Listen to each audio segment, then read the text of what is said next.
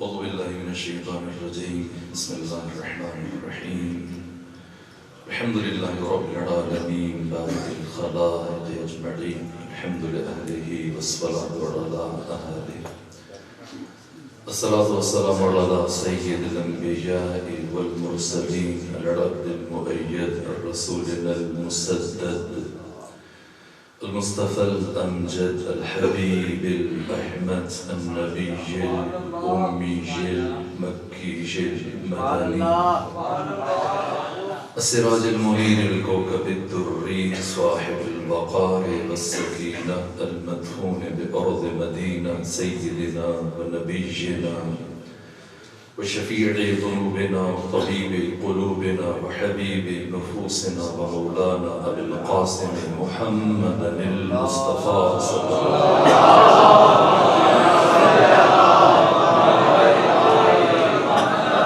وأهل بيته الأطيبين الأطهرين الأنجبين المعصومين المظلومين ورحمة الله على أحبابهم وأصحابهم وشيعتهم ومحبيهم ومواليهم أجمعين ولعنة الله على أعدائهم ومنكري فضائلهم وغاصبي حقوقهم من جوع عداوتهم إلى الآن ومن الآن إلى قيام يوم الدين وبعد يوم الدين أما بعد فقد قال حق سبحانه في القرآن بسم الله الرحمن الرحيم إن الله يحب الذين يقاتلون في سبيله صفا كأنهم بنيان مرصوص صلوات بجي خاندان فاطمة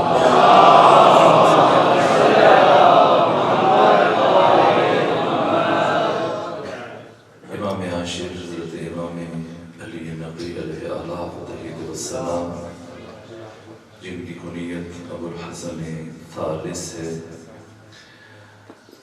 مولا متقیان آپ کی کنیت ابو الحسن اور آپ کے بعد امام موسیٰ کاظم علیہ السلام کو ابو الحسن اول کہا جاتا ہے، امام علی ابن موسیٰ رضا علیہ آلہ فتحید والسلام کو ابو الحسن ثانی اور جد سادات نقویہ امام علی نبی علیہ آلہ فتحید والسلام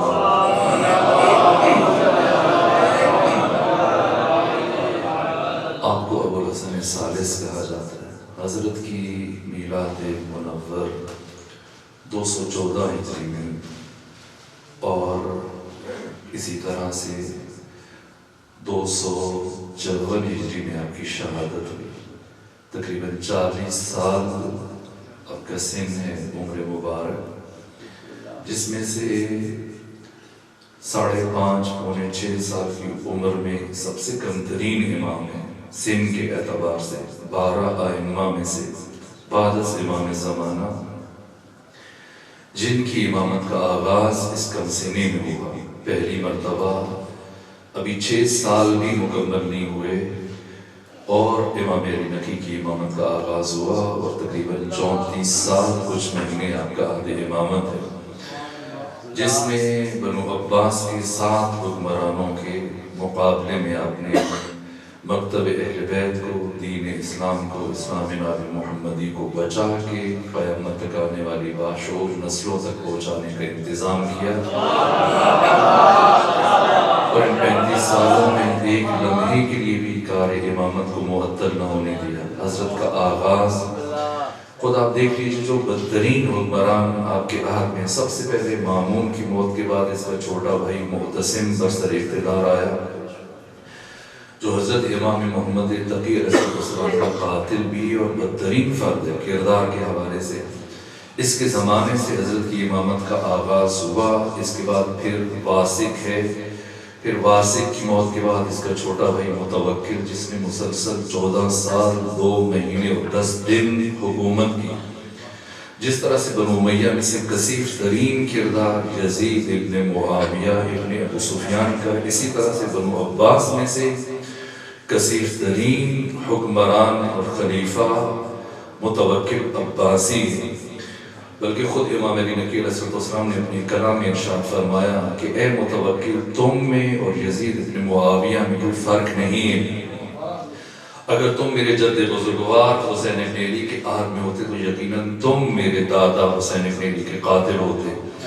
ایک کام یزید نے کیا کہ آقا حسین کو شہید کروایا، دوسرا کام ظاہر کہ آقا کا روزہ مطہر ہے، آپ کا مزار ہے، 11 مرتبہ آپ کے روزے پر حل چلوایا گیا، اطراف کی عمارات کو منہدم کیا گیا، پانی چلا دیا گیا، یہاں تک کہ متوکل کردار کے اعتبار سے بدترین فرد کہ اس نے گویہ رکھا ہوا تھا اور دربار میں وزیروں کے سامنے، مشیروں کے سامنے، خواص کے سامنے اسے کہتا تھا کہ چلو اٹھو، چل کے ابی طالب کی نقلیں اتارو۔ اس طرح سے وہ لنگڑا کے چلتا تھا، پھر بولتا تھا، زبان میں لکنت ظاہر کرتا تھا، چہرہ بگاڑ کر، یہاں تک کہ متوکل نے بھرے دربار میں سب کے سامنے جس دن جناب سیدہ طاہرہ جناب زہرا سلام اللہ علیہ کی شان میں گستاخی کی اور گالی دی، وہ ایسا مرحلہ تھا کہ خود اس کا بیٹا منتصر اس سے بدگمان ہوا، باپ کو ٹوکا، اس نے خود بیٹے کو بھی اپنی ماں کی گالی دی اور منتصر اٹھا، آیا امام علی نقی علیہ السلام کی خدمت میں عرض کیا، فرزند رسول بتائیے جب آپ کی جدہ طاہرہ سیدہ زہرا سلام اللہ علیہ کی شان میں گستاخی کی، اس طرح سے متوکل نے کہا میرا فریضہ کیا ہے، کیا میں اپنے باپ متوکل کو قتل کر سکتا ہوں؟ امام نے فرمایا کہ شرعی اعتبار سے کوئی قباحت نہیں ہے، جب اس نے اتنی بڑی گستاخی کی تو اب اس کا قتل مباح ہے، اس کا خون بہانا مباح ہے، لیکن تم یہ کام نہ کرو ورنہ قطع رحمی کا ارتکاب کرو گے، تمہاری عمر کم ہو جائے گی، جلدی مر جاؤ گے۔ کہا مجھے پرواہ نہیں۔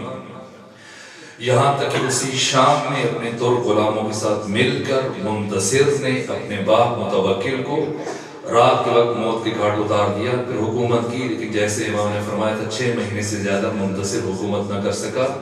پھر اس کے بعد مستعین اور پھر 7واں عباسی خلیفہ معتز، جس نے امام علی نقی علیہ السلام کو ظلم کیے اور مسلسل آپ کو اذیتیں دیتا رہا، بالآخر آپ کی شہادت کا سبب بنا۔ امام کی قید کا آغاز متوکل کی حکومت کے آغاز میں ہوا، پھر متوکل کے بعد مسلسل سوائے منتصر کے 6 مہینے، اس کے علاوہ باقی مسلسل کبھی زندان میں قید رہے یا پھر آپ کے گھر کو آپ کے لیے زندان قرار دے دیا گیا، نظر بند کر دیا گیا، سپاہی مامور رکھے گئے۔ خود پہلی مرتبہ مدینہ سے سامرہ بلایا متوکل نے حضرت امام علی نقی علیہ السلام کو، اور آپ کی توہین کرنے کے لیے، گستاخی کرنے کے لیے، آپ کی کمشانی کے اظہار کے لیے اور کینے اور دشمنی کے اظہار کے لیے اس نے امام کو محل میں نہیں ٹھہرایا، کوئی اچھا مہمان خانہ نہیں، بلکہ خان السعالیق، وہ مقام جہاں پر گداگر، بھیک مانگنے والے افراد سارا دن بھیک مانگتے تھے، صدقات دیتے تھے، لوگوں سے گدائی کرتے تھے، رات کو آ کے رکتے تھے، آرام کرتے تھے، اس مقام پر خان السعالیق میں امام علی نقی علیہ السلام کو مدینے سے سامرہ بلانے کے بعد متوکل نے ٹھہرایا۔ سمجھ رہا تھا کہ شاید اس طرح سے وہ توہین کرے گا، آپ کو زج کرے گا، آپ کی گستاخی کرے گا، دل آزاری کرے گا، لیکن یہ علی کے بیٹے ہیں، محمد مصطفیٰ کے فرزند امام علی نقی۔ جیسے کہ اقبال سے جب کسی نے پوچھا کہ اقبال ہمیں آپ امامت سے متعلق بتائیے، تو اقبال نے کیا خوبصورت جواب دیا، اس سے پہلے کہ بتاتے کہ میرے نزدیک امامت کا مفہوم کیا ہے، امامت کی ماہیت کیا ہے، امامت کی حقیقت کیا ہے، امامت سے مراد کیا ہے، سب سے پہلے دعا دی، کہا کہ تو نے پوچھی ہے امامت کی حقیقت مجھ سے، اب تجھے میری طرح صاحب اسرار کرے، اس لیے کہ کبھی کوئی کم ظرف امامت کی معرفت حاصل نہیں کر سکتا۔ امامت کی معرفت کے پہلے مرحلے میں عالی ظرف چاہیے، کون ہے امام، کیسے امامت کی جاتی ہے، قوم کیا ہے اور قوموں کی، یہ بھی اقبال نے کہا، قوم کیا ہے اور قوموں کی امامت کیا ہے، اس کو کیا سمجھے گا بھلا 2 رکعت کا امام، نہ 2 رکعتیں پڑھانا یہ امامت بجائے خود، لیکن امامت کیا ہے، الہی منصب، کیا شرف ہے، یہ امام علی نقی علیہ السلام نے آ کر خان السعالیق میں بتایا، اپنے عمل سے بتایا۔ متوکل یہ چاہ رہا ہے کہ امام کی توہین کرے، آپ کو دوسروں کی نگاہوں میں اپنی نگاہوں میں گرائے، اس لیے فقیروں میں، گداگروں میں، بھیک مانگنے والوں میں ٹھہرایا، لیکن یہ فرزند رسول ہے، فرزند علی ابن ابی طالب کیا کام کیا، جیسی پہنچے اور جیسی صبح کے وقت یہ جانے لگے فقیر بھیک مانگنے کے لیے، کہا میری خواہش کیا جو رک جو ہم یہ دن اکٹھے گزارتے ہیں، اور کہا کہ آج کے دن تمہاری کفالت میرے ذمے، تمہارا کھانا میرے ذمے، تم سب کے سب آج میرے مہمان ہو، لیکن میری خواہش ہے کہ آج کے دن ہم سب مل کر اس جگہ کو جہاں پر رہتے ہیں مل کے اسے صاف کریں، تمیز کریں۔ اور جب صاف کیا گیا پھر امام نے خواہش کی، میری خواہش یہ ہے، سب کو پارچہ دیا، لباس دیا اور کہا کہ یہ لباس تمہارے لیے، لیکن میں چاہتا ہوں کہ پہلے تم غسل کرو، آمادہ ہو جاؤ، تیار ہو جاؤ کہ ہم ایک نماز ساتھ پڑھ سکیں۔ اور اس کے بعد پھر حضرت نے ان کے لیے دسترخوان بچھایا، کھانے کا اہتمام کیا، بہترین کھانا جب ان کے لیے چن دیا گیا، سب نے کھانا کھایا۔ بالآخر کیوں اقبال نے کہا کہ طائر لاہوتی، اس رزق سے موت اچھی جس رزق سے آتی ہو پرواز میں کوتاہی۔ ایک لقمہ انسان کی نسلوں کو تباہ کرنے کے لیے کافی ہوتا ہے۔ یہ لقمہ انسان کی زندگی میں کیا کردار ادا کرتا ہے، اگر تاریخ کے زاویے سے بیان کیا جائے تو اس لیے شاید بہت زیادہ وقت چاہیے۔ یہ جوان جو ابھی اگر شام کا کھانا کھا کے صبح جا کے ناشتہ کریں گے، دن میں کھانا کھائیں، جب بھی دسترخوان پر بیٹھے آپ کے سامنے روٹی لائی جائے یا کچھ نان رکھا جائے اور آپ توڑ کے کھائیں، لقمہ اٹھائیں، دہن میں لے کے جائیں، اس سے پہلے میری بات ذہن میں لائیے گا تاکہ سمجھیں کہ امام علی نقی علیہ آلہ والسلام نے کس طرح سے امامت کی اور کیسے امامت کی جاتی ہے۔ یہ ایک لقمہ جسے انسان بہت حقیر سمجھتا ہے کہ دسترخوان پر چھوڑ کے چلا جاتا ہے، کبھی آدھی روٹی کھاتا ہے، کبھی باقی پھینک دیتا ہے ٹوکری میں، جس طرح سے دوسروں کو وہ احترام نہیں کرتا۔ میرے عزیزوں، اس ایک لقمے نان کے لیے، اس ایک لقمے روٹی کی تیاری کے لیے پروردگار کیا کچھ کرتا ہے بشر کے لیے۔ جیسے کہ میں نے پچھلی گفتگو میں عرض کیا کہ جس طرح سے فرزند حسین امام سجاد سے پوچھا گیا کہ اللہ کی عبادت کیوں واجب ہے بشر پر، تو امام نے کیا جواب دیا تھا کہ دو وجوہات کی بنا پر اللہ کی پرستش، اللہ کی بندگی اور اللہ کی عبادت ہر انسان پر واجب ہے۔ پہلی وجہ اللہ انسانوں کا خالق ہے، اور دوسری وجہ اللہ تمام انسانوں کا رب ہے۔ یہ امام سجاد نے فرمایا کہ اللہ صرف اگر انسانوں کے خالق ہوتا تب بھی اللہ کی بندگی واجب نہیں تھی، اور اگر خالق کوئی اور ہوتا اور اللہ صرف ہمارا رب ہوتا تب بھی پروردگار کی بندگی واجب نہیں تھی۔ کیوں واجب ہے؟ خالق بھی ہے، رب بھی ہے۔ پہلے اللہ نے ہمیں عدم سے وجود دیا، نہیں سے ہے بنایا، اور پھر خلقت وجود سے آراستہ کرنے کے بعد ہمیں ہمارے حال پر نہیں چھوڑا، ہماری ربوبیت کی پرورش کی پروان چڑھایا، پالا۔ کیسے پالا؟ انسان کی زندگی کے لیے جب انسان متوجہ ہو جاتا ہے، پھر امام علی نقی کی سیرت کا یہ پہلو شاید ہم سمجھنے میں کامیاب ہو سکیں۔ یہ ایک لقمہ روٹی جس پر انسان کی بقا موقوف ہے، یہ رزق جس کی وجہ سے انسان زندہ ہے، لیکن اللہ اس کو بناتا کیسے ہے؟ انسان کو کیسے بنایا؟ پروردگار نے فرمایا لقد خلقنا الانسان من سلالۃ من طین، ہم نے انسان کو مٹی سے بنایا۔ نہ، نہیں فرمایا مٹی سے بنایا، فرمایا ہم نے انسان کو مٹی کے سلالہ سے بنایا، یعنی مٹی کے رس سے بنایا، مٹی کے جوس سے بنایا، مٹی کے عرق سے۔ آپ کے شہر اٹک میں مختلف مشینیں لگی ہیں، کارخانے جہاں پر پھلوں کا رس نکالا جاتا ہے، لیکن کبھی کسی نے مٹی کا رس نکلتے ہوئے دیکھا ہے؟ پروردگار فرمایا کہ ہم نے انسان کو مٹی کے رس سے بنایا ہے، مٹی کے جوہر سے، مٹی کی سلالہ سے۔ تو وہ مشینیں کہاں ہیں؟ میں جلدی اس لیے گفتگو کو آگے بڑھا ہوں تاکہ کم وقت میں آج کی شب میں ہم کچھ زیادہ گفتگو، زیادہ باتیں آپ کی خدمت میں عرض کرنے میں کامیاب ہو سکیں۔ مٹی کے سلالہ سے بنایا، تو کہاں ہے وہ کارخانے، وہ مشینیں جو زمین کا رس نکالتی ہیں؟ کیا آپ میں سے اپنے شہر اٹک میں کسی نے ایسی مشین دیکھی ہے؟ دیکھی ہے؟ یہ درخت اور پودے جو آپ کے کھیتوں میں لگے ہیں، یہ ساری کی ساری وہ مشینیں ہیں، وہ کارخانے جو زمین سے دائماً مٹی کا رس کشید کر رہے ہیں، کھینچ رہے ہیں، اور پھر اس دانے کو، اس رس کو منتقل کرتے ہیں اس دانے میں۔ یہ سنترا، سیب، ناشپاتی، یہ پھل، یہ اناج، یہ سب کا سب سلالتوں من طین ہے۔ یہ سلالہ، یہ مٹی کا رس، مٹی کا جوہر، مٹی کا عرق، اسے انسان کھاتا ہے۔ پھر سورہ مومنون، اس سے انسان کا خون بنتا ہے، خون سے نطفہ، نطفہ سے علقہ، علقہ سے مضغہ، مضغہ سے عظام، ہڈیاں۔ پھر قرآن فرماتا ہے فَكَسَوْنَا الْعِظَامَ لَحْمًا، پھر ہم نے ہڈیوں کے اوپر گوشت چڑھا دیا، اور 4 مہینے 10 دن میں انسان کا ڈھانچہ اپنی ماں کے بطن میں مکمل ہو جاتا ہے۔ پھر پروردگار فرماتا ہے فَتَبَارَكَ ثُمَّ أَنشَأْنَاهُ خَلْقًا آخَرَ، پھر ہم نے جیسی مکان تیار ہوا اس میں مکین کو بھیج دیا، کسی روح کو، اور جیسی اللہ نے روح کو بھیجا اپنے آپ کو مبارکباد پیش کی۔ فَتَبَارَكَ اللَّهُ أَحْسَنُ الْخَالِقِينَ، مبارکباد کا مستحق ہے وہ اللہ جس نے اتنی بہترین مخلوق کو خلق کیا۔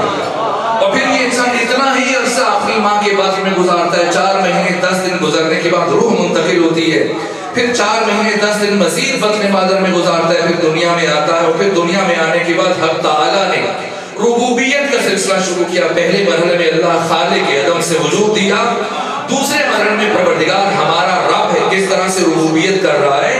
یہ ایک لقمہ روٹی، یہ ایک لقمہ نان جسے ہم کھاتے ہیں، جس پر ہماری زندگی موقوف ہے، بقا موقوف ہے۔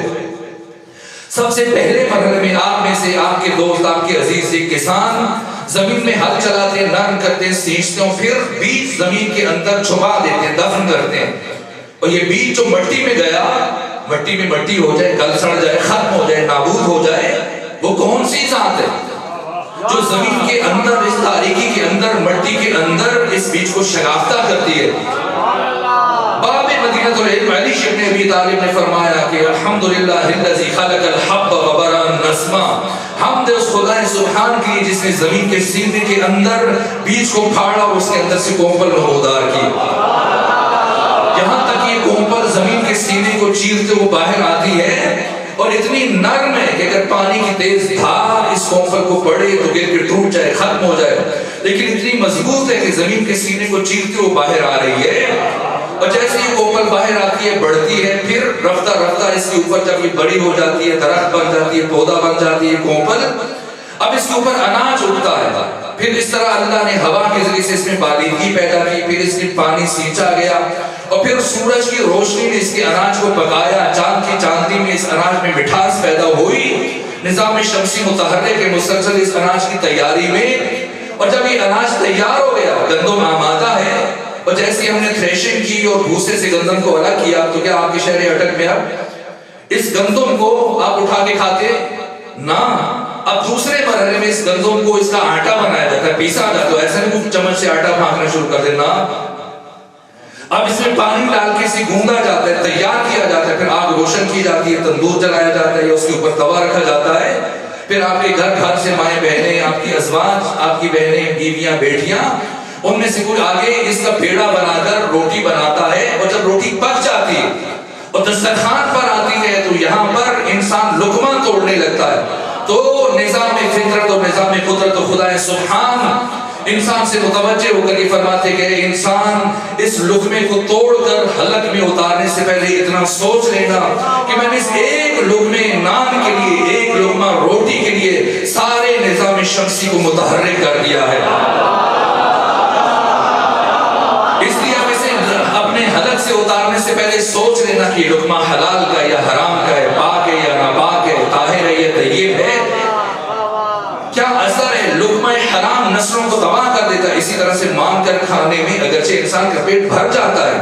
اب یہ جو ختمی مطبق نے فرمایا کہ الصلاۃ معراج المومن، نماز مومن کی معراج ہے، اور آج فرزند مصطفیٰ، اپنے زمانے کا محمد مصطفیٰ اپنے پیچھے کھڑے ہونے والے افراد کو معراج پر لے کے جانا چاہتے ہیں، لیکن معراج پر لے جانے سے پہلے لازم ہے کہ ان کا لباس تبدیل کروائیں، انہیں پاک کریں، طاہر کریں، طیب کریں، ان کی غذا، ان کی خوراک پاک کریں، اور جب کھانا کھلانے کے بعد، لباس عطا کرنے کے بعد اپنے پیچھے صف میں کھڑا کیا، دیکھیے ابھی آپ نے نماز مغرب پڑھی، نماز عشاء پڑھی، نماز مغرب ختم کرنے کے بعد پہلا کام کیا کرتے ہیں آپ؟ پہلا کام تسبیح سے پہلے مصافحہ کرتے ہیں۔ یہ مصافحہ کیوں کرتے ہیں؟ جب مسجد میں آپ پہنچتے ہیں ایک دوسرے کو دیکھتے ہو، کیا سلام نہیں کرتے؟ مصافحہ نہیں کرتے؟ کرتے ہیں۔ تو پھر یہ 5 منٹ کے بعد 3 رکعتیں پڑھنے کے بعد دوبارہ سے مصافحہ کیوں کر رہے ہیں؟ اور پھر چلے ابھی آپ نے دوسری مرتبہ مصافحہ کیا، پھر جیسی عشاء کی 4 رکعتیں پڑھیں گے پھر دوبارہ سے مصافحہ کرنا شروع کر دیں گے۔ مسجد میں آئے تب مصافحہ، عشاء کی مغرب کی 3 رکعتیں پڑھی تب مصافحہ، عشاء کی 4 رکعتیں پڑھی پھر مصافحہ ہو رہا ہے۔ کیا رسم عادت ہے؟ نہ، مستحب ہے، معصومین کی سنت ہے، تاکید ہے، مصافحہ کریں۔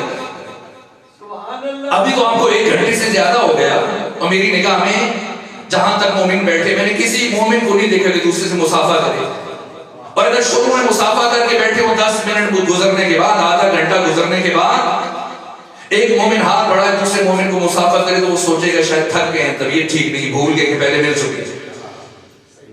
بے شک 3 گھنٹے 4 گھنٹے یا سارا دن مجلس میں بیٹھے رہے، ایک مرتبہ ملنے کے بعد دوبارہ مصافحہ نہیں کرتے۔ تو پھر جب مسجد میں آئے مصافحہ کر لیا،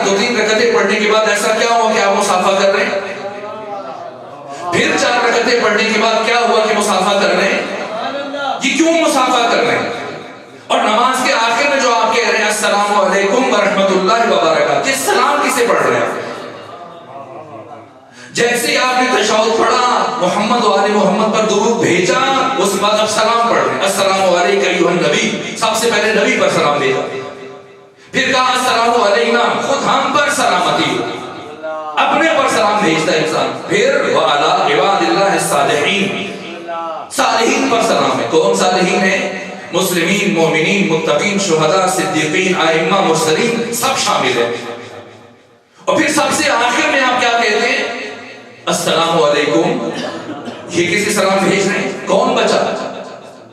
جب نبی پر سلام بھیج دیا، خود پر بھیج دیا، مسلمین، مومنین، متقین، شہداء، صدیقین، ائمہ، مرسلین، سب پر سلام بھیج دیا، اب کون بچا جسے آپ سلام کہہ رہے ہیں؟ یہ کسے سلام کیا جا رہا ہے؟ اور صرف سلام نہیں کر رہے، ساتھ مصافحہ بھی کر رہے ہیں. کیوں سلام کر رہے ہیں؟ کیوں مصافحہ کر رہے ہیں؟ میں مجبور ہوں، اگر اس بات کو بیان کیے بغیر میں امام علی نقی کی سیرت کے پہلو عرض کر سکتا تو آپ کو زحمت سماعت نہ دیتا، لیکن مجبور ہوں. پھر سمجھ میں آئے گا کہ امام علی نقی علیہ اعلیٰ فتحیت بصرہ نے کیا کام کیا. کیوں ختمی مرتبہ فرماتے کہ نماز مومن کی معراج ہے. صرف اسلامیات کی کتابوں میں لکھ دینا کافی نہیں ہے، اپنے بچوں کو سمجھانا چاہیے کہ نماز مومن کی معراج، پیغمبر کی معراج تو سمجھ میں آ رہی ہے. کیا ہوا؟ جیسا مجھ سے پہلے جناب ذاکر بیان کر رہے تھے، رات معراج دی کعبہ کو سمجھے آؤٹ میں تو آپ کو کیا دیکھا پیغمبر نے جب پلٹ کے آئے واپس آئے؟ یہ پیغمبر کی معراج ہے جو ہم بیان کرتے ہیں اپنے اشعار میں، قصیدوں میں، اپنی زندگیوں میں. لیکن جو خود پیغمبر فرما رہے ہیں کہ نماز مومن کی معراج، اس سے مراد کیا ہے؟ تو اب میں تفصیلات سے گریز کرتے ہوں، خلاصہ کرتے ہوں، ایک جملہ عرض کروں. جب مومن وضو کر کے جائے نماز پر مصلی پر کھڑا ہوتا ہے تو اس کا جسم یہاں رہتا ہے، اور انسان کا جسم صرف وردی ہے، لباس ہے، پوشاک ہے، مکان ہے. اصل حقیقت انسان کی اس کی روح ہے. روح نکلنے کا نام موت ہے. جسم سے بے شک سارا جسم سادے میں باقی ہے، کوئی نہیں کہے گا مر گیا، لیکن جیسی روح نکلتی ہے کہا جاتا ہے یہ مر گیا. اصل حقیقت انسان کی روح ہے. اب جب مومن نماز کے لیے آتا ہے، مسجد میں نماز شروع کرتا ہے تو جسم تو اس کا یہیں پر ہے، لیکن اس کی روح آہستہ آہستہ عالم ملک سے ملکوت کی طرف پرواز شروع کرتی ہے. یہی وجہ ہے کیوں پیغمبر نے فرمایا کہ لا صلاۃ الا بفاتحۃ الکتاب، نماز نہیں ہے سورہ فاتحہ کے بغیر. اس لیے کہ سورہ فاتحہ، باقی کسی سورہ کو آپ سورہ فاتحہ کا نعم البدل قرار نہیں دے سکتے. کیوں سورہ فاتحہ کو اللہ نے نماز میں واجب رکھا ہے؟ اس لیے کہ یہ معراج کا نقطہ آغاز ہے. حکم اعوذ باللہ کو آہستہ پڑھے، آواز سے پڑھنا مکروہ ہے، لیکن حکم بسم اللہ کو بلند پڑھے. وہ نمازیں جن میں حمد سورہ لازم ہے کہ دل میں پڑھیں، اگر آواز سے پڑھیں کہ نماز باطل ہے، ان نمازوں میں بھی، ان رکعتوں میں بھی بسم اللہ کو بلند پڑھنا چاہیے. کیوں؟ کیا راز ہے؟ اور بسم اللہ جب ایک اللہ اکبر کہنے کے بعد ایک مومن بسم اللہ الرحمن الرحیم پڑھتا ہے، کیا کرتا ہے؟ اب اس نے عالم ملک سے پرواز شروع کی، عالم ملکوت کی سمت. اور اب یہ رفتہ رفتہ عالم ملکوت کی سمت جب اس نے پرواز کی، فرش سے عرش کی جانب، یہ قرب پروردگار کی منزلوں کی طرف بڑھنا شروع ہوا.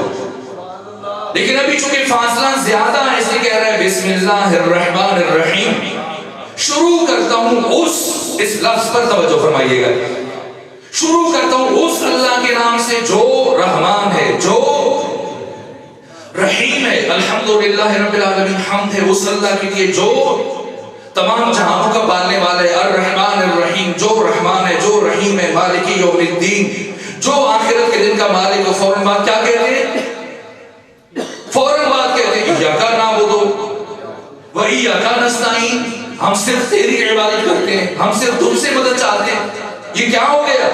وہی مومن جو اس سے پہلے وہ جو کہہ رہا تھا، فوراً سے کہہ رہے ہیں ہم تم سے عبادت کرتے ہیں، تیری عبادت کرتے ہیں، تم سے مدد چاہتے ہیں. کیوں؟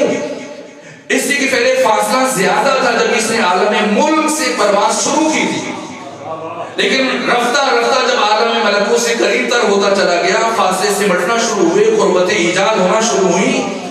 اور جیسے اس کی روح عالم ملکوت میں فرشتوں کی صفوں میں پہنچ کر حق تعالیٰ سے ہم کلام ہوئی، فاصلے سمٹ گئے تو گفتگو مرحلہ غیاب سے نکل کر مرحلہ خطاب میں داخل داخل ہو گئی. وہی مومن جو اس سے پہلے وہ جو کہہ رہا تھا اب تو پہ آ گیا, سیرہ خطاب استعمال کر رہا ہے. بحول اللہ تعالیٰ بقوت یقوم واقوت, میں تیری ہی دی ہوئی طاقت سے اور قوت سے اٹھ رہا ہوں اور بیٹھ رہا ہوں. تو نماز نام ہے عاشق اور معشوق, حبیب اور محبوب, عبد اور معبود, بندے اور اللہ کے باہمی گفتگو کا, تکلم اور تنطق کا. مومن جب نماز شروع کرتا ہے تو اس کا جسم یہی اس مسجد میں رہ جاتا ہے, شہر اٹک میں, اور روح پرواز کر کے فرشتوں کی صفوں میں پہنچ کر حق تعالیٰ سے ہم کلام ہو جاتی ہے. اور جیسے ہی سلسلہ تکلم و تنطق و گفتگو سمٹ کر تمام ہوتا ہے اور مومن پلٹ کر دوبارہ عالم ملکوت سے اپنے شہر اٹک کی اس مسجد میں آتا ہے, اب سلام کرتا ہے. میرے آگے جو پیش نماز ہے اسے بھی میرا سلام ہے, میرے دائیں بائیں جو نمازی ہیں سب کو میرا سلام ہے. کب کیا جاتا ہے سلام؟ جب انسان کسی نئی جگہ سے آتا ہے. بیٹھے بیٹھے اگر کوئی سلام کرے تو اس کی ذہنی حالت پر شک کیا جاتا ہے, اس لیے سلام کر رہا ہے, اس لیے مومن سلام کر رہے. کتنا بڑا فاصلہ طے کر کے آیا ہے, حق تعالیٰ کے ساتھ گفتگو کر کے آیا, کلام کر کے آیا ہے. اگر یہ بات پہنچی ہو کسی حد تک اشارے میں, جیسے میں نے عرض کیا الصلاۃ معراج المومن کا مفہوم روشن ہوا, تو اب دیکھیں کہ فرزند رسول, فرزند علی, امام علی نقی علیہ آلاف و تحید وسلم نے کیا کام کیا اور کس طرح سے متوکل کی سازش کو ناکام بنایا. متوکل یہ چاہ رہا تھا کہ اس طرح سے امام کو رسوا کرے, شرمندہ کرے, سبک کرے, آپ کی توہین کرے, شرمندہ کر دے. بھیک مانگنے والوں کے بیچ میں, گداگروں کے بیچ میں, فقیروں کے بیچ میں بٹھایا تاکہ وہ صدقہ جمع کر کے لائیں گے, ان کے ساتھ دسترخوان پہ بیٹھیں گے. لیکن امام نے امامت کر کے بتائی, امام علی نقی نے کہ امامت کیسے کی جاتی ہے اور کس طرح سے بشر کی ہدایت کی جاتی ہے. صرف حدیثیں سنانے سے امامت نہیں ہوتی ہے, صرف نصیحتیں کرنے سے امامت نہیں ہوتی ہے, صرف نماز پڑھا دینا نہ. کیا کیا ہے؟ پہلے ان کا رزق پاک کیا ہے, پھر انہیں لباس عطا کیا ہے, پھر اپنے ساتھ صفیں درست کر کے اب جو نماز پڑھائی اور جس بلندی پر فرزند رسول کی نماز پہنچ رہی ہے, جس طرح سے امام علی نقی. لیکن امام اسی کو کہتے ہیں کہ خود چلا جائے اور مقتدی رہ جائے تو یہ امامت نہیں ہے. خود بھی ملک سے ملکوت کا عظیم سفر طے کیا اور اپنے ہمراہ ان کے نفوس کو پاک کرنے کے بعد انہیں بھی اپنے ساتھ شامل کیا ہے. اور جب سب کو اپنے ساتھ لے کے گئے اور جب وہاں پہنچے یہ سب کے سب ان کی روحوں نے یہ منظر مشاہدہ کیا اور اپنے وجدان میں طہارت اور پاکی کو محسوس کیا اور حق تعالیٰ کا قرب محسوس کیا. اور جب امام علی نقی انہیں اپنے ہمراہ وہاں لے کے گئے اور پھر پلٹ کر دوبارہ جب لائے اور نماز تمام کی اور اس کے بعد کہا اچھا میں چلتا ہوں. جب امام نے کہا میں چلتا ہوں تو ان سب نے کہا ہم یہاں پر رک کے کیا کریں گے, اب ہم بھی جائیں گے. اور اے امام آج آپ سے وعدہ کرتے ہیں کہ زندگی میں دوبارہ کسی انسان کے سامنے بھیک نہیں مانگیں گے. کیوں کہا کسی انسان سے بھیک نہیں مانگیں گے؟ اس لیے کہ امام علی نقی نے امامت کی ہے اور دنیا کو بتایا ہے. جہاں پر ان کو اپنے ساتھ لے گئے تھے خود انہوں نے بھی محسوس کیا کہ جب اتنے بڑے بادشاہوں کے بادشاہ کی خدمت میں حضور کا شرف حاصل ہو گیا ہے تو اب دنیا کے معمولی کتوں سے مانگ کر ہم کیسے زندگی گزاریں گے.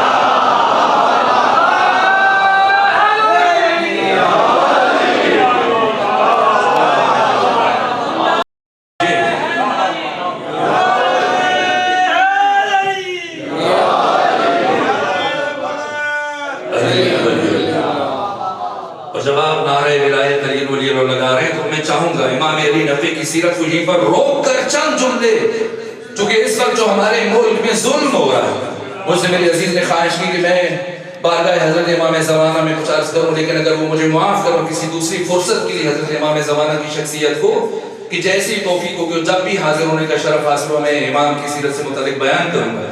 لیکن اس وقت جو اس ملک میں ظلم ہو رہا ہے, جب آپ نے نعرہ ولایت لگایا تو مجھے یہ بات یاد آ رہی ہے, مجھے بہت تکلیف ہے اس بات کی. اور چونکہ شہر اٹک کے باشعور بابصیرت اور ذمہ دار افراد جہاں پر تشریف فرمائے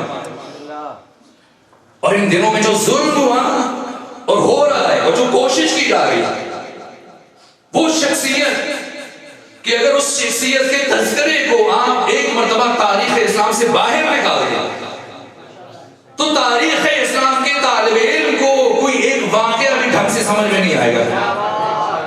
لیکن کیا سازش کی جا رہی ہے آج ہمارے ملک میں کس طرح سے؟ سب سے پہلے تو صلوات جو خصوصیت ہے اہل بیت کی, پنجتن پاک کی, جس میں کوئی شامل نہیں ہے. یہاں تک کہ ابن تیمیہ اور ابن حزم الظاہری مکتب وہابیت کے بانی اتنے بڑے یہ دو علماء جنہوں نے حدیث غریب کو ماننے سے انکار کیا، اس کے باوجود ابن تیمیہ کو بھی حدیث قصہ کا انکار کرنے کی ضرورت نہیں ہوئی ہے، یہاں تک کہ اپنی مشہور کتاب منہاج السنہ میں 4 مقامات پر، دوسری جلد میں 2 مرتبہ، پہلی جلد میں بیان نہیں کیا، تیسری جلد میں 1 مرتبہ اور پھر چوتھی جلد میں 4 مقامات پر بیان کیا، اور اپنے استفتاحات میں مجموعہ فتاوی میں جب پوچھا گیا 72 نمبر مسئلے میں پوچھا گیا ابن تیمیہ سے کہ بتائیں کیا علی ابن ابی طالب اہل بیت میں سے؟ کہا کہ ایسی بات تم پوچھ رہے ہو کہ اس کی کوئی دلیل نہیں چاہیے، ہر مسلمان کے لیے علی کا اہل بیت رسول سے ہونا واضح اور روشن ہے، اس کی کسی دلیل کی ضرورت نہیں ہے، بلکہ بعد از ختمی مرتبہ تمام اہل بیت میں سے اور تمام بنو ہاشم میں سے علی ابن ابی طالب سب سے افضل ہے، یہاں تک اس سے ستہ بخاری مسلم ترمذی ابن ماجہ ابو داؤد سنن نسائی 5 مرتبہ حدیث قصہ سے متعلق گفتگو ہوئی ہے، معاذ بن جبل نے، حتی سعد ابن ابی وقاص نے، حتی ام المؤمنین عائشہ نے، زید ابن ارقم نے، خود امام حسن سے روایت ہے، اور آج ہمارے ملک میں ہمارے نصاب میں اسلامیات کی کتابوں میں پیغمبر کے نام کے ساتھ جس طرح سے آپ جوڑ کر ذہنی طور پر ہماری نسلوں کو بچوں کو بہکانا چاہ رہے ہیں کہ صلی اللہ علیہ وآلہ وسلم وآلہ وصحابہ اجمعین اصحاب کا مقام ہے، ان کی عزت و شرف ہے، ہم مانتے ہیں ان کے قدموں کی خاک ہماری آنکھوں کے لیے سرما ہے، لیکن اس کا یہ مطلب نہیں کہ آپ اصحاب کو اٹھا کے درود میں شامل کرنے کی سازش کریں۔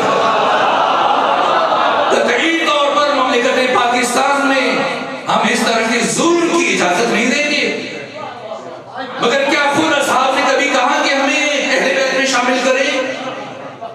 11 بیویاں ختمی مرتبہ کی، کیا ان میں سے ہاں ام المؤمنین ام سلمہ نے پوچھا پیغمبر سے جب یہ 5 چادر کے نیچے جمع تھے، اجازت ہے میں بھی آ جاؤں؟ کہا نا آپ خیر پر ہو لیکن چادر کے نیچے نہیں آ سکتے ہو۔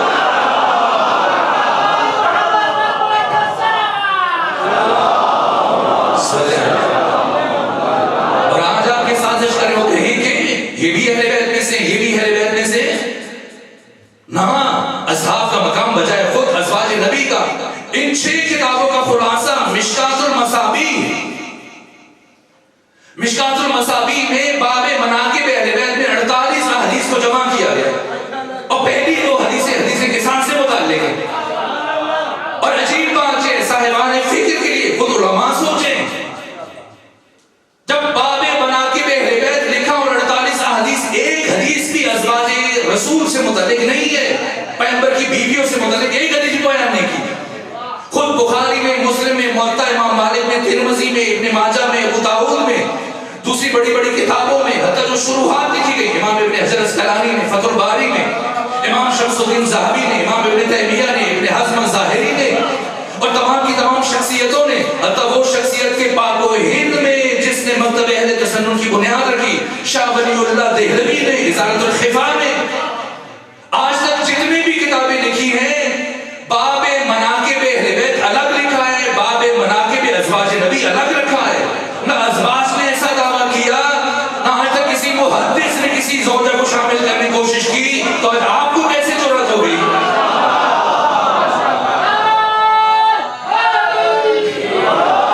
دوسرا بڑا ظلم کہ جو ان دنوں روا رکھا جا رہا، کوشش کی جا رہی ہے اور نصاب کو تعلیم کر دیا گیا، الحمدللہ اب مومنین متوجہ ہو، جو جوان بیٹھے ہیں سوشل میڈیا پہ اپنا کردار ادا کریں، احتجاج کریں، یہ آپ کا حق ہے، ایسے ایسے افراد کی جن کا اسلام سے قطعی طور پر کوئی تعلق نہیں ہے، انہیں اسلام کا ہیرو بنا کے پیش کیا جا رہا ہے، اگر ان کے ذکر کو اسلام کی تاریخ سے نکال دیا جائے تب بھی اسلام کی تاریخ میں ذرہ برابر فرق نہیں پڑے گا، بلکہ جن کا ہونا تاریخ اسلام میں نہ ہونے سے بہتر ہے، ایسے افراد کو ہیرو بنا کر جن کا کردار خود تاریخ اسلام کے اوپر ایک دھبا ہے، سب نے لکھا ہے، کس نے انکار کیا؟ حتی تاریخ ابن عساکر میں، تاریخ مدینہ و دمشق میں، تاریخ بغداد میں، ابو بکر بغدادی میں، تاریخ طبری میں، تاریخ ابن خلدون میں، طبقات ابن سعد میں، ابن اسیر نے اپنی تاریخ کامل میں، اور باقی بڑی بڑی تاریخ خمیس، جتنی بھی تاریخیں، تاریخ مسعودی ہے، تاریخ یعقوبی ہے، سب نے کہ پیغمبر کی رحلت کے بعد خالد بن ولید کو جب بھیجا گیا اپنے قبیلے کے سردار مالک بن نویرہ کو اسی رات شہید کیا، مگر کیا مالک بن نویرہ نے زکات دینے سے انکار کیا؟ نہ، کہ زکات دوں گا لیکن میں انہیں حق پر نہیں سمجھ رہا، انہیں نہیں دوں گا، اس کے باوجود قتل کیا گیا۔ چلے ٹھیک ہے، اس کو آپ خطۂ اجتہادی کہیے، لیکن اس کا کیا کریں گے کہ اسی رات کیا ہوا میں منبر حسین سے کیسے بیان کروں کہ جناب مالک بن نویرہ رضی اللہ تعالیٰ عنہ کی زوجہ کے ساتھ تجاوز کیا گیا، کم سے کم 4 مہینے 10 دن عدت کا تو انتظار کیا جائے، اسی رات نکاح پڑھ کے قرب اختیار کیا گیا۔ اور جب دوسرے خلیفہ نے پہلے سے کہا کہ سزا دیں، حد جاری کریں، کہنا اس سے خطۂ اجتہادی سرزد ہو گئی۔ اس خالد بن ولید کو جس سے ختم مرتبہ نے اپنا منہ پھیر لیا، جس سے متعلق قرآن کہہ رہے ہیں کہ اذا جاءکم فاسق بنبأ فتبینوا، کہ جب کوئی فاسق فٹ خبر لے کے آئے تو خوب تحقیق کر لیا کرو، کہیں جانے میں تم کوئی نقصان نہ کر بیٹھو۔ ایسے افراد کو اسلام کا ہیرو بنا کے پیش کیا جا رہا ہے، فاتح بنا کے پیش کیا جا رہا ہے، سیف الاسلام بنا کے پیش کیا جا رہا ہے۔ اور وہ علی بن ابی طالب جن کے ذکر کے بغیر ہرگز تاریخ اسلام مکمل نہیں ہوتی، بلکہ سرے سے اسلام وجود میں نہ آتا، سرے سے اسلام باقی نہ رہتا، اس علی کو نظر انداز کیا جا رہا ہے۔ نہ بدر میں علی کا ذکر ہے، نہ احد میں ذکر ہے، نہ خندق میں، نہ خیبر میں، نہ غزوہ ذات السلاسل میں، نہ غزوہ بنی نذیر میں، نہ غزوہ بنو قریظہ میں، نہ حنین میں، نہ دوسری جنگوں میں، یہاں تک کہ جنگ خیبر میں اس طرح سے علی کا ذکر کیا جا رہا ہے کہ آپ کو ہونا نہ ہونا برابر ہے۔ ہم اس چیز کو قطعی طور پر تحمل نہیں کر سکتے اس ملک میں، یہ ہماری ذمہ داری ہے میرے عزیزوں جوانوں۔ تشیع پاکستان میں شیعہ اور تشیع فرقہ نہیں ہے، اگر کوئی آپ کو فرقہ کہہ کے بلائے تو یہ ظلم ہے، اور اگر آپ خود کو خود فرقہ سمجھنا شروع کر دیں اس سے بڑا ظلم ہے۔ یہ دیوبندی بریلوی اہل حدیث یہ اسلام کے فرقے ہیں، تشیع اسلام کا فرقہ نہیں ہے، تشیع اسلام کی نوعیت کا نام ہے۔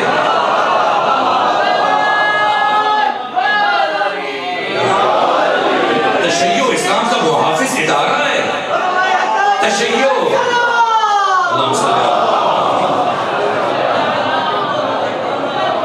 تشیع اسلام کی نظریاتی سرحدوں کا، اسلام کی علمی سرحدوں کا، اسلام کی اعتقاداتی سرحدوں کا، اسلام کی تعلیمات کا، اسلام کے معارف کا محافظ ہے عہد رسول سے لے کے آج تک۔ بدر میں کون ہے جو علی کے کردار کو نظر انداز کرے؟ اگر جنگ بدر میں علی نہ ہوتے، جورج زرداق جو مسلمان نہیں ہے، صوت العدالت الانسانیہ میں اس عیسائی مفکر نے 10 سالوں میں جو کتاب تحریر کی، مولوی متقیان کی زندگی 5 سال، اس میں جملہ لکھا ہے کہ جنگ بدر اسلام کی پہلی جنگ ہے، اور پہلی جنگ میں اگر مسلمانوں کو شکست ہو جاتی تو اسلام ہمیشہ کے لیے نابود ہو جاتا، اس لیے کہ first impression is last impression, پہلا اثر آخری اثر ہوتا ہے۔ لیکن اس جنگ کی فتح کا واحد اور واحد سبب صرف اور صرف علی علیہ السلام کی بہادری ہے۔ 70 افراد قتل ہوئے دشمنوں کے، سب سے پہلے جب آئے انصار قریش کے مقابلے میں، تو قریش نے کیا کہا کہ میں کل کے عزت داروں کو ہم نہیں پہچانتے، ہمارے سامنے وہ ہیں جو خاندانی وجاہت اور خاندانی عزت و شرف کے عامل ہیں، ہم بنو ہاشم کے علاوہ کسی کے مقابلے میں نہیں آئیں گے۔ بنو ہاشم آئے تو کون آگے بڑھا؟ ابو عبیدہ پیغمبر کے چچا، اور جناب حمزہ پیغمبر کے دوسرے چچا، اور علی ابن ابی طالب۔ تو کس نے قتل کیا؟ عتبہ کو، شیبہ کو، ولید کو، سب کو، معاویہ کے ماموں کو، نانا کو، بھائی کو، علی نے مارا ہے۔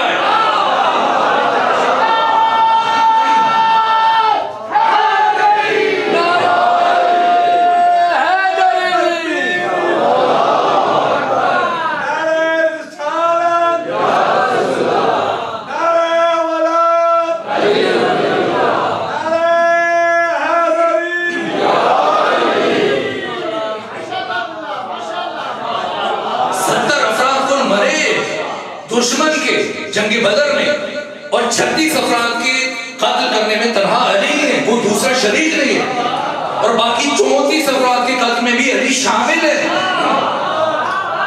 اگر علی نہ ہو تو جنگ بدر فتح نہ ہو سکے۔ جنگ بدر کے بعد دوسری جنگ، ورنہ قرآن کیا منظر کشی کر رہا ہے؟ جنگ بدر میں قرآن فرما رہا ہے یجادلونک بالحق بعد ما تبین کانما یساقون الی الموت وهم ینظرون۔ کہ رسول جنگ بدر میں امر حق ظاہر ہو جانے کے باوجود مسلمانوں کا ایک گروہ ایسا تھا جو آپ کے ساتھ راستے میں جھگڑتا ہوا چل رہا تھا. اس کے بعد جنگ احد ہے. جنگ احد مشکل ترین جنگ ہے پیغمبر کرام اسلام کی. پہلے مرحلے میں فتح حاصل ہوئی، لیکن جب خالد بن ولید نے پہاڑی کا چکر کاٹ کے دوبارہ حملہ کیا اور مسلمان مال غنیمت سمیٹنے میں مصروف تھے، تو قرآن منظر کشی کر رہا ہے کہ مسلمانوں کو سمجھنے کا موقع نہ ملا، اسی کی تلواریں نیام میں ڈال چکے تھے. اور جب کافر نے حملہ کیا تو قرآن فرماتا ہے کہ استفعدون ولا تلون علی احد والرسول یدعوکم فی اخراکم، کہ تم پہاڑ کے اوپر چڑھے چلے جاتے ہو، رسول پیچھے پیچھے تمہیں آوازیں دے رہے تھے مگر تم رسول کی آواز پر لبیک نہیں کہہ رہے تھے. یہاں تک کہ مولانا شبلی نعمانی نے سیرت النبی میں یہ لکھا ہے کہ جب خالد بن ولید نے پہاڑی کا چکر کاٹ کے حملہ کیا، مسلمان اس طرح سے بھاگے کہ میدان جنگ میں یا نبی نظر آ رہے تھے یا علی نظر آ رہے تھے.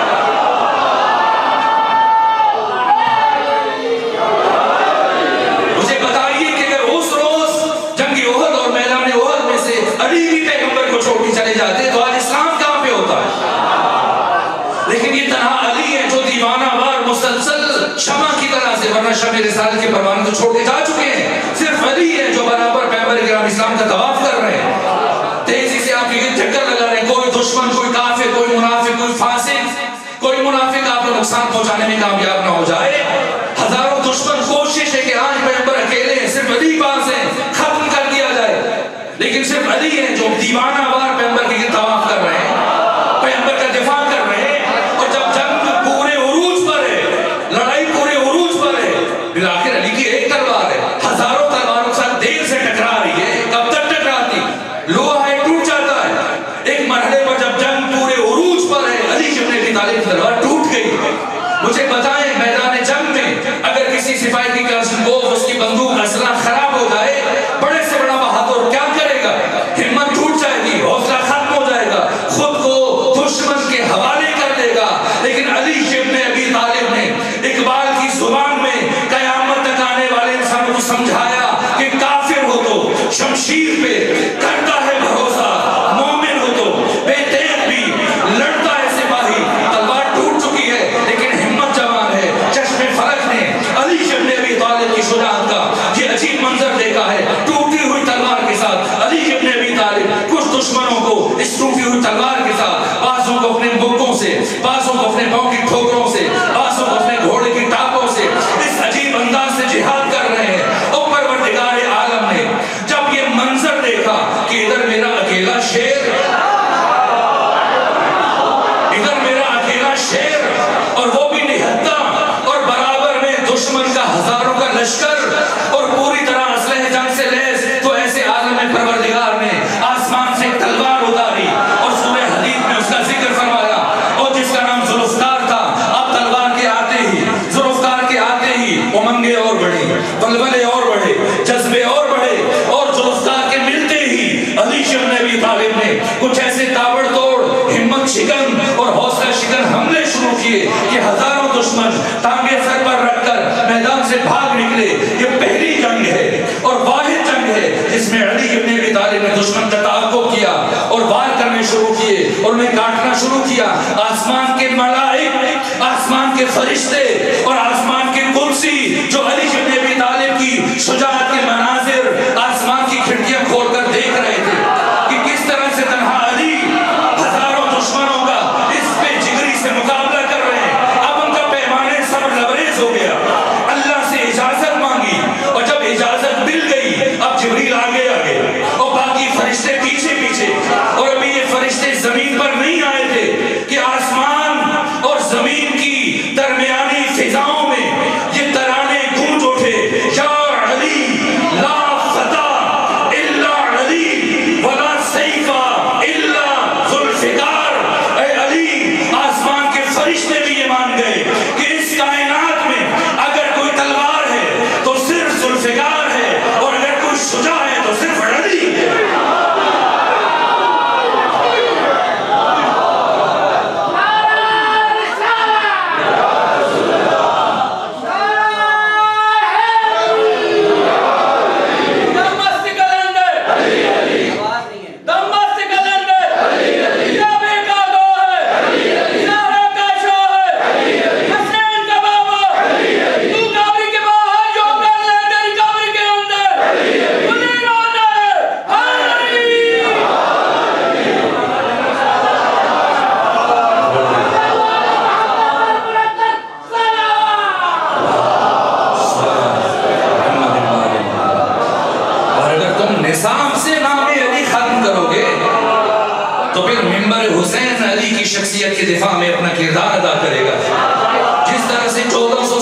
مشکل ترین مراحل کو طے کر کے نور ولایت علی ہم تک پہنچا. یہ اب ہماری ذمہ داری ہے کہ ہم اپنی قیامت تک آنے والی نسلوں تک نور ولایت معصومین کو منتقل کریں. کیسے انکار کیا جائے گا؟ جنگ بدر میں علی کے کردار کو کون فراموش کر سکتا ہے؟ جنگ احد میں کون فراموش کر سکتا ہے؟ جنگ خندق میں 10,000 کافر جب سج دھج کے آئے، 4,000 اونٹ، 300 گھوڑے لے کر، بڑے بڑے پہلوان لے کر، مسلمان کیا کیفیت ہے؟ قرآن فرما رہے کہ جاؤکم من فوقکم ومن اسفل منکم. یہ حدیث نہیں ہے بخاری کی، اصول کافی کی. کوئی انکار کرے کہ ضعیف ہے، قرآن ہے. اذ جاؤکم من فوقکم ومن اسفل منکم اذ زاغت الابصار وبلغت القلوب الحناجر وتظنون باللہ الظنونا. کہ جب کفر کے لشکروں نے جنگ احزاب اور جنگ خندق میں دائیں طرف سے بائیں طرف سے اوپر سے نیچے سے ہر طرف سے آنا شروع کیا، تو مسلمانوں تمہارا عالم یہ ہوا کہ تمہاری آنکھیں پتھرا گئیں اور تمہارے کلیجے اچھل اچھل کر تمہارے حلق تک آ گئے، اور نہیں معلوم تم اپنے رب کے بارے میں کیا کیا بدگمانیاں کرنے شروع ہو گئے. تو وہ افراد جن کی آنکھیں پتھرا جائیں، جن کے کلیجے اچھل اچھل کر حلق تک آ جائیں، اور جو رب کے بارے میں بدگمانیاں کرنے لگیں، انہیں علی کے مقابلے میں لے کے آؤ گے؟ یہ خندق ہے، خندق ہے. اور کیا 5 گز چوڑی، 5 گز گہری اور 3.5 میل یعنی کم از کم تقریباً 5 کلومیٹر لمبی خندق جو کھودی گئی. تفصیلات گریز کر رہا ہوں. اب جیسے ہی 10,000 کا لشکر اب پریشان ہے اور 39 دن گزر چکے مسلسل، اور اب کھانے پینے کا سامان ختم ہو رہے ہیں. بالآخر پریشان ہے، کیا کریں؟ ابو سفیان، دوسرے حی بن اخطب، کعب بن اسد، باقی افراد، اکرمہ بن ابو جہل، سب نے سر جوڑا. کیا کریں؟ کتنی بڑی خندق ہے، کیسے سے عبور کیا جائے؟ اور کب تک ہم یہاں بیٹھیں گے؟ یہاں تک کہ 7 بڑے بڑے بہادر، جن میں سب سے پہلے خود عامر بن عبد الواد ہے، دوسرے مرحلے میں اسی کا بہادر بیٹا حاصل بن عامر ہے، تیسرے مرحلے میں دلاور عرب اکرمہ بن ابو جہل ہے، تیسرے چوتھے مرحلے میں ربیعہ ہے، 5ویں مرحلے میں پھر سہل بن حزم ہے. اس طرح سے باقی 2 افراد جیسے یہ آئے، 7 افراد نے اپنے گھوڑے کو ایڑ لگائی اور کوشش کر کے اپنی مہارت سے خندق عبور کیا. تو جیسے ان میں سب سے آگے عامر بن عبد الواد ہے، للکارا، اے محمد میں پہنچ چکا ہوں، کیا کوئی ہے جو جنت میں جانے کا مشتاق ہے؟ جب مجھے جہنم میں بھیج دے. کون اٹھا رسول اسلام کے سامنے سوائے علی کے؟ کون بولا ہے؟ پیغمبر نے علی کو خاموش کروا دیا کہ آپ خاموش ہو جائیے. کوئی اور کسی پیغمبر بار بار علی کو بٹھا رہے ہیں تاکہ وہ یہ نہ لکھے کہ علی جلدی کھڑے ہو گئے، ورنہ کوئی اور بھی کھڑا ہو سکتا تھا. نہ، پیغمبر نے بتایا ہے کہ علی کے علاوہ جنگ خندق اور جنگ احزاب میں اور کوئی کھڑا نہیں ہوا. یہاں تک کہ مسلسل جب کئی مرتبہ پیغمبر نے پوچھا، ادھر عامر بن عبد الواد للکار رہا ہے، کوئی نہیں ہے جسے بھیجو.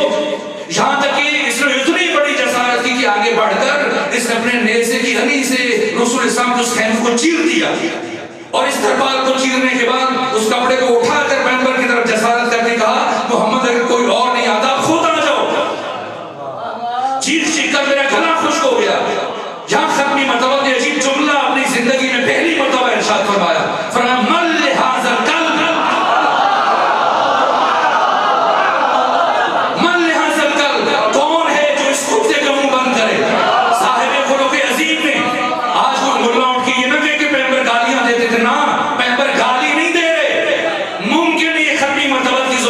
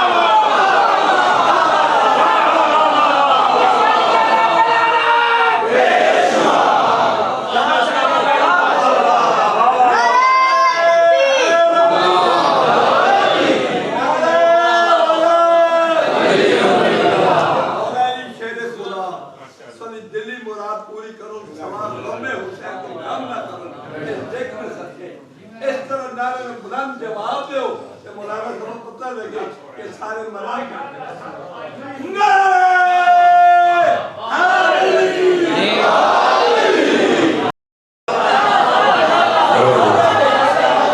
پروردگار آپ کو سلامت رکھے۔ اب آپ اپنے کورس کی کتابوں میں یہ لکھنا شروع ہو گئے کہ علی شبن ابی طالب نے بھی بیعت کرنی تھی۔ کون علی؟ کس سے بیعت کی باتیں کی جا رہی ہیں؟ شب ہجرت میں علی کا ذکر نکال کر پھر آپ بتانا چاہتے ہیں نہ خدا نے بتایا کہ ممکن نہیں ہے کہ علی بیعت کر سکے۔ کیوں ممکن نہیں ہے؟ کون ہے علی؟ پہلے سمجھا جائے۔ اس لیے ہم چاہتے ہیں کہ کورس کی کتابوں سے، نصاب کی کتابوں سے فتح مکہ کے واقعات، سورہ برات کی تبلیغ کو، بدھ شکنی کو، جنگ بدر احد حنین ذات السلاسل بنو نذیر قریظہ، ان سب کو، یہاں تک کہ ہجرت کے موقع پر کیا عجیب الفاظ ہیں قرآن کے۔ یہ حدیثیں نہیں پڑھنا برابر جو آپ کی خدمت پڑھے جا رہا ہوں، یہ قرآن ہے۔ شب ہجرت میں، شب ہجرت کوئی شہر اٹک کا کوئی مجہز کمرہ نہیں تھا۔ ایسا نہیں کہ پیغمبر چلے گئے اور پیچھے علی سے کہہ گئے ہو کہ آپ بس سو جائیے گا۔ بات سادہ نہیں ہے، سادہ نہیں ہے بات۔ جیسے آپ کے دائیں بائیں آج کل ڈبل بیڈ لگے اور سائڈوں میں لیمپ ہیں، اور جیسی آپ کو ضرورت محسوس ہو فوراً سے بٹن دبائیں۔ پیغمبر جا چکے اور کیا کہا ہے؟ یہ نہیں کہا کہ میرے بستر پر لیٹیے، بلکہ کہا یا علی نم علی فراشی، اے علی میرے بستر پر سو جائیے، سو جائیے۔ تو سونا اختیاری عمل نہیں ہے۔ نیند آئے تو کانٹوں میں بھی آ جائے، نہ آئے تو گولیاں کھانے کے بعد، نیند کی گولیاں کھانے کے بعد نرم مناسب بستر پہ بھی نہ آئے۔ تو باہر دسیوں تلواریں نیام سے نکلی ہوئی اور ایک فرد کا انتظار کر رہی ہے کہ اکرمہ یا ابو جہل یا ابو سفیان ایک مرتبہ کہیں کہ ٹوٹ پڑو، اسی لمحے سب نے ٹوٹ پڑنا ہے۔ اور پھر ایسا نہیں کہ علی اس لیمپ کا بٹن دبائیں اور کہیں نہ پیغمبر جا چکے میں علی ہوں، نہ، جیسے ہی اشارہ ہونا ہے آگے بڑھ کر سب نے حملہ آور ہو جانا ہے۔ اور پیغمبر یہ نہیں کہہ رہے کہ لیٹ رہے، جہاں لیٹنا بھی مشکل ہو، پیغمبر کیا کہہ کے جا رہے ہیں؟ یا علی نم علی فراشی، اے علی میرے بستر پر سو جائیے۔ سونا اختیاری عمل نہیں ہے، لیکن پیغمبر تمہیں کو بتا رہے ہیں کہ علی اس ہستی کا نام ہے جو غیر اختیاری امور میں بھی اللہ اور اس کے رسول کی اطاعت کر سکتے ہیں۔ اور کبھی نہ سونے والے علی، کبھی نہ سونے والے علی شب ہجرت سوئے، سوئے شب ہجرت سوئے، اور کیا کیا؟ یعنی جان کر سودا کیا، تجارت کی۔ اللہ نے اس تجارت کو بیان کیا، ذکر کیا قرآن میں۔ آپ کے شہر اٹک میں آپ میں سے بہت سارے افراد شاید تاجر ہوں، دکاندار ہو، لیکن کیا کبھی کسی نے سو کر بھی سودا بیچا ہے؟ کبھی تجارت کی ہے سوتے ہوئے؟ دنیا کا واحد انسان جس نے نیند میں سو کر اللہ سے تجارت کی ہے، اور ساری انسانیت مل کر جاگتے ہوئے جو تجارت نہ کر سکے، علی ابن ابی طالب نے سو کر وہ تجارت کی۔ کیا بیچا؟ کیا خریدا؟ آپ نہیں بتائیں گے نصاب کی کتابوں میں، تو ہم منبر حسین سے بتائیں گے۔ پھر پتا چلے گا کس نے بیعت مانگی اور کس نے بیعت کی، اور علی ہے کون۔ کیا ہوا شب ہجرت؟ یہ قرآن بیان فرما رہا ہے، جب علی نے اپنی جان سونپ دی خدا کو، سونپی جان، اور قرآن نے سند جاری کی، پیغامہ ذکر کیا، اور کیا کہا؟ کہا کہ وَمِنَ النَّاسِ مَن یشری، من الناس، لوگوں میں سے ایک، کیا ہے؟ کون ہے؟ من، جو، یشری، جو بیچتا ہے، نفسہ، اپنا نفس، وہ خرید کیا رہا ہے؟ کیا خرید رہا ہے؟ وہ علی جو نہج البلاغہ میں فرماتے ہیں اے انسان، تمہارے نفس کی کم از کم قیمت جنت ہے، اس سے کم پہ کبھی اپنا نفس نہ بیچنا، جو علی انسانوں کو سکھا رہا ہے، جو علی انسانوں کو سکھا رہے ہیں کہ تمہارے نفس کی کم از کم قیمت جنت ہے، اس علی نے اپنا نفس کتنے میں بیچا ہے؟ قرآن بیان کر رہا ہے وَمِنَ النَّاسِ، لوگوں میں سے ایک، مَن یشری، جس نے اپنا نفس بیچا، کیا خریدا؟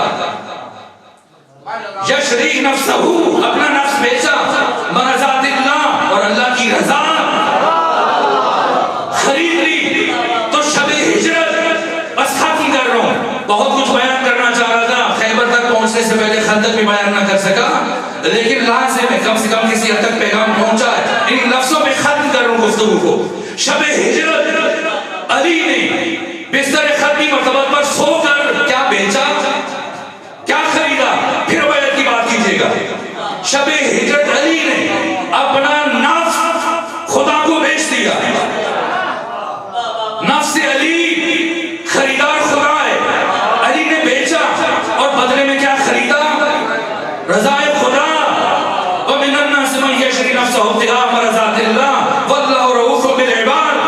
شب ہجرت علی نے اپنا نفس خدا کو بیچا اور بدلے میں اللہ کی رضا خریدی ہے. تو اس خرید و فروخت کے بعد اب نفس علی کہاں ہے؟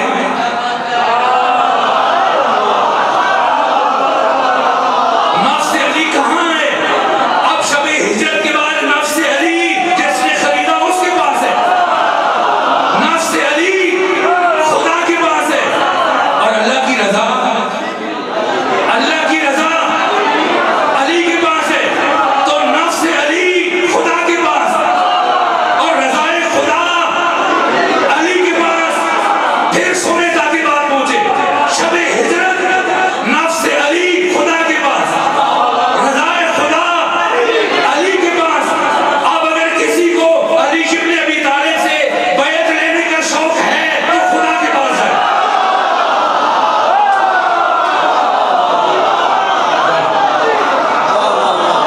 اگر کسی کو علی سے بیعت لینی ہے تو خدا کے پاس جائے, اس لیے کہ نفس علی وہاں ہے. اور اگر کسی کو رضی اللہ بننے کا شوق ہے تو علی کے دروازے پر ہے.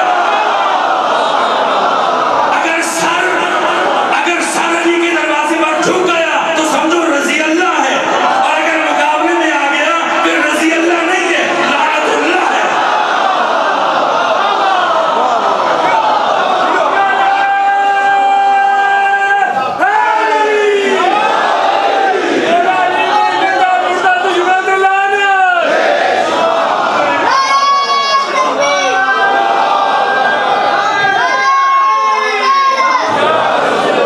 جنگ خندق میں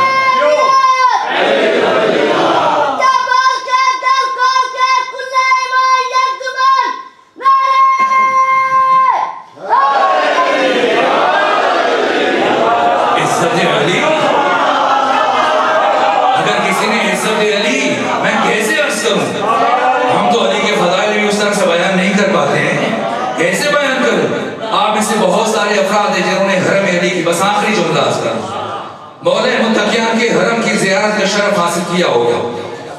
اور اگر پروردگار آج کی شب کے صدقے میں حضرت امام علی نقی علیہ السلام کی عزت کے صدقے میں, عزت علی کے صدقے میں آپ کو دوبارہ توفیق عطا فرمائے کہ آپ زیارت امیر المومن کے لیے نجف اشرف تشریف لے جائیں, اور جو نہیں گئے انہیں بھی یہ سعادت حاصل ہو. آپ جب جائیں تو اس حقیقت کا یہ جملہ یاد رکھیے گا جو عرض کر رہا ہوں. جیسے آپ امام علی علیہ السلام کے گنبد اطہر میں داخل ہوتے ہیں, قبا کے نیچے زری کے سر کی طرف جاتے ہیں, تو سر اٹھا کر دیکھیے کہ جو عرض کرنے لگا ہوں کیا لکھا ہے مولا متقیان کے گنبد کے نیچے زری کے اوپر سر کی طرف. کون ہے علی؟ کیا عزت علی ہے. ایت اللہ فضل اللہ کمبانی کا شعر ہے جس پر امام زمانہ کی تصدیق ہے. کون ہے علی؟ یہ شعر درج ہے, اور جو شعر زری کے اندر تحریر کیا جاتا ہے امام کے حرم میں, فقہا مجتہدین علماء سب کی نگرانی میں اس کی سند دیکھ کر ہر اعتبار سے اس کی صحت کو دیکھ کر لکھا جاتا ہے. کیا لکھا ہے جا کے دیکھیے گا اور ضرور دیکھیے گا. لو لم یکن فی صلب آدم نورہ, آدم کی اولاد سنے, ابو البشر آدم کی نسل سنے, آدم کے بیٹے سنے. کیا لکھا ہے؟ لو لم یکن فی صلب آدم نورہ, اگر جناب آدم کے صلب میں نور علی ابن ابی طالب موجود نہ ہوتا. لو لم یکن فی صلب آدم نورہ لما قیل قدما للملائکۃ السجود, تو اللہ کبھی فرشتوں سے نہ فرماتا کہ آدم کو سجدہ کرو.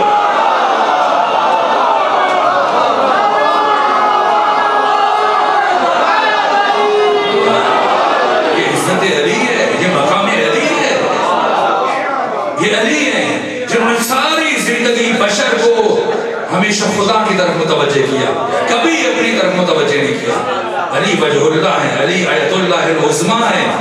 فرماتے ہیں نہج البلاغہ میں ما للہ آیت اکبر منی، یہ علی ہے.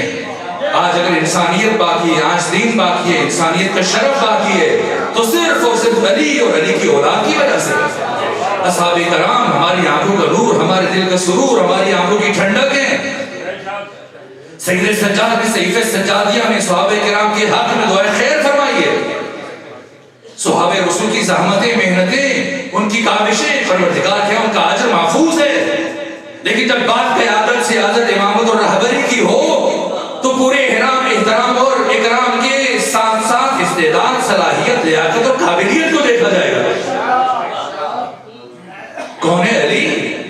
فرض کیجئے قرآن میں علی سے متعلق ایک آیت بھی نہ ہوگی، اور حدیث میں پیغمبر نے جو ہزاروں فرامین علی کی عظمت کے لیے بیان کی کچھ نہ ہوتا، اور پیغمبر جیسے کہا جاتا ہے امت کو اس کے حال میں چھوڑ کے چلے جاتے، تب بھی کسی کا خلیفہ بنانا چاہیے تھا، کسی حاکم بنایا جانا چاہیے تھا. عقل سلیم کیا کہتی ہے؟ سیرت عقلاء عالم کیا کہتی ہے؟ فطرت سلیم کیا کہتی ہے؟ قرآن کی صحیح آیات کیا حکم دیتی ہیں؟ سنت نبوی کا نچوڑ کیا ہے؟ دیکھا جائے گا استعداد، صلاحیت، لیاقت اور قابلیت کے اعتبار سے تو ڈھونڈے گئے رس علی. اسلام مجہوم ہے، اپنے وجود میں آنے کے لیے بھی شمشیر علی کا اور اپنی بقا میں بھی شمشیر علی کا.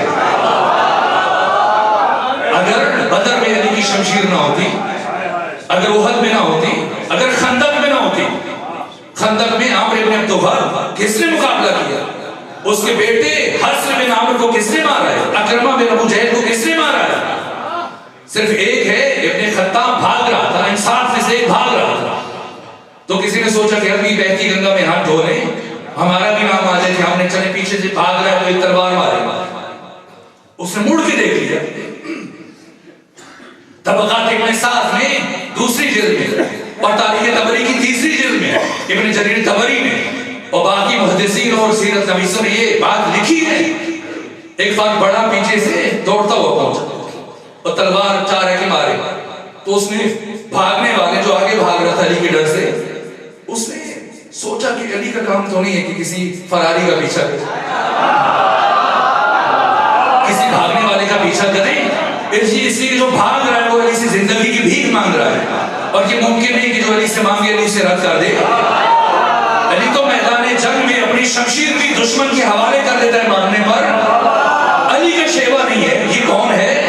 جب پلٹ کے دیکھا تو کوئی اور تھا، اور صرف یہ دیکھنے کے لیے کہ کون ہے گھوڑا موڑا، اور وہ صاحب گھبرائے کہ یہاں مقابلہ نہ شروع ہو جائے، اور بھاگتے ہوئے پہنچے خیمے رسول میں، اور سانس پھولی ہوئی ہے، اور پیچھے سے اس بھاگنے والے نے آواز دے کے کہا کہ جب تک زندہ ہو میرا یہ احسان کبھی فراموش نہ کرنا کہ آج میں نے تمہاری جان معاف کر دی. ساری زندگی میں جن جن افراد نے کوئی ایک کارنامہ انجام نہیں دیا، ان کو اسلام کا ہیرو بنا کے پیش کیا جا رہا ہے. اور وہ علی اور علی کی اولاد نے کیا سلوک روا رکھا امت. یہی علی کیا سے راضی خیبر میں، جس علی نے خیبر کے اس دروازے کو فضاؤں میں اچھالا جسے دسیوں پہلوان مل کے کھولتے تھے وہ بند کرتے تھے. رحلت رسول کے بعد اسی علی کے گلے میں رسی،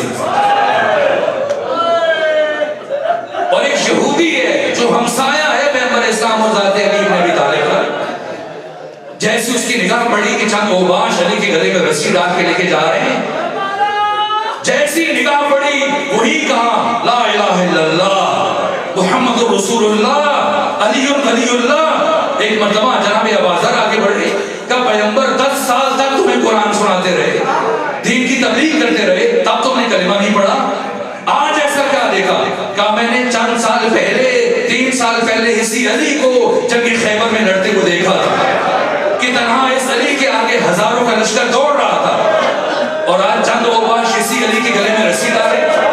کچھ تو بات ہے. اگر یہ اسلام کا محافظ نہ ہوتا اور سچا راہبر نہ ہوتا اور محمد مصطفیٰ کا جانشین نہ ہوتا تو کبھی اتنا بڑا ظلم برداشت نہ کرتا. یہ صلہ دیا علی کو. اور علی کے بعد امام حسن مجتبیٰ کے ساتھ کیا سلوک کیا امت نے؟ ڈھونڈیے تاریخ انسانی میں اور تاریخ بشر میں، تاریخ آدم و آدم و خاتم میں کوئی جنازہ گھر سے چلا ہو اور پھر اس طرح سے پلٹ کے آیا ہو. اور صرف جنازہ پلٹ کے نہیں آیا، 70 تیر پیوست ہیں جنازے میں آپ کے فرزند. اور پھر امام حسین کے ساتھ کیا ہوا؟ امام علی زین العابدین کے ساتھ، امام محمد باقر کے ساتھ، امام جعفر صادق کے ساتھ، امام موسیٰ کاظم. واحد جنازہ تاریخ انسانی میں جسے زنجیروں میں جکڑا ہو دفن کیا جاتا. پھر امام علی ابن موسیٰ رضا، پھر امام محمد تقی، یہ سارے امام پردیس میں شہید ہو گئے. کتنی عمر ہے امام محمد تقی کی؟ امام علی نقی علیہ السلام کے پدر بزرگوار کی وقت شہادت 25 سال. خود امام علی نقی کی عمر کتنی ہے؟ آج شب شہادت ہے 40 سال. آپ کے فرزند امام حسن عسکری کی کل عمر کتنی ہے؟ 28 سال. مگر کیا یہ دنیا سے جانے کی عمریں ہیں؟ تینوں ائمہ کی اگر عمریں ملا دی جائیں تب بھی ایک انسان کی عمر پوری نہیں بنتی ہے. کس طرح سے امت نے شہید کیا ہے، کیا ظلم کیا. امام علی نقی علیہ السلام کی شب شہادت میرے عزیزوں مشکل ترین مرحلہ. وہ امام کی جن کی زندگی کا بڑا حصہ قید میں گزر گیا، سوائے منفصل کے 6 مہینوں کے باقی سارا عرصہ قید میں رہے. کبھی قید خانے میں، زیادہ سے زیادہ جب آپ کو گھر میں منتقل کیا جاتا تھا تو گھر کے اندر نظر بند کیا جاتا تھا. قید کی کیفیت ہے. آخری ایام بھی اسی طرح سے گزرے میرے عزیزوں. ویسے تو امام علی اور امام حسین کے علاوہ باقی سارے ائمہ کو زہر سے شہید کیا گیا، لیکن 4 ائمہ کو جو زہر دیا گیا اس کی نوعیت بہت عجیب ہے. ایک امام حسن کو جو زہر دیا گیا وہ تو جگر کے 72 ٹکڑے کٹ کٹ کے لگن میں گرے. دوسرے امام علی ابن موسیٰ رضا کو جو زہر دیا گیا اس کا اثر تھا کہ 3 دنوں تک امام تڑپتے رہے اور 3 دن کے بعد شہادت ہوئی. ایک امام حسن عسکری کو جو زہر دیا گیا آپ کا جسم سبز ہو گیا تھا. اور چوتھے مرحلے میں آپ کے جد بزرگوار جو سادات نقوی بیٹھے ہیں یہاں اس مقام پر، امام علی نقی علیہ السلام کو جو زہر دیا گیا، کیسا زہر ہے، کیا اثر ہے. زہر دیا گیا کھانے میں اور برابر 3 دن تک کیا کیفیت رہی؟ تڑپتے رہے اور ہاتھوں کی انگلیوں سے خون جاری ہو گیا، آنکھوں سے خون جاری ہو گیا، پاؤں کے تلوے پھٹ گئے، قدموں سے خون جاری ہو گیا. اور پردیس میں سامرہ میں اس مقام میں اپنے عزیزوں سے دور، بچوں سے دور اور وقت آخر ہے اور اب پانی کی طلب ہے، پیاس کی شدت ہے، آخری مرحلہ ہے اور تڑپ تڑپ کر امام ایسا مرحلہ ہے کہ حضرت بستر سے زمین پر آئے اور تڑپ رہے ہیں اور کوئی ایسا فرق نہیں ہے جو چند گھونٹ پانی کے پلا دے. یہاں تک کہ غسل و کفن دیا گیا اور پھر دفن کیا گیا، لیکن اسی مقام کے اندر آپ کا جنازہ ہوا. اسی مقام کے اندر جو آخری زندان قرار دیا گیا تھا آپ کی تدفین ہوئی، لیکن ایک فرق ہے، آپ کی جدہ جناب سکینہ کی شہادت میں اور خود امام علی نقی علیہ السلام کی شہادت میں وہ بھی زندان میں شہید ہوئی اور زندان میں دفن ہوئی ہے. اور امام علی نقی بھی زندان میں شہید ہوئے اور آپ کو زندان میں دفن کیا گیا، لیکن آپ کو دفن کرنے سے پہلے کفن پہنایا گیا.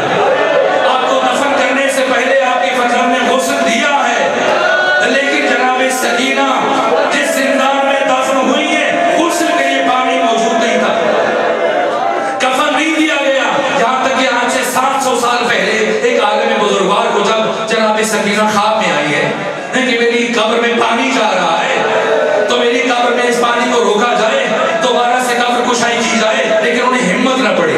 پھر ان کی بیٹی کو خواب میں آئے کہ تمہارے بابا کو میں نے آ کے بتایا تو کیوں نہیں میری قبر کے لیے اہتمام کر رہے ہیں. اور بالآخر وہ شام کے علماء کو لے کے پہنچے. جب قبر کشائی کی گئی تو کیا منظر دیکھا. اس کے بعد انہوں نے روتے ہوئے پیٹتے ہوئے جملہ کہا، خبردار کوئی نہ لکھے کہ حسین کی بیٹی سکینہ کو کفن دیا گیا. واللہ حسین کی بیٹی اسی طرح سے اسی کرتے میں دفن ہوئی ہے.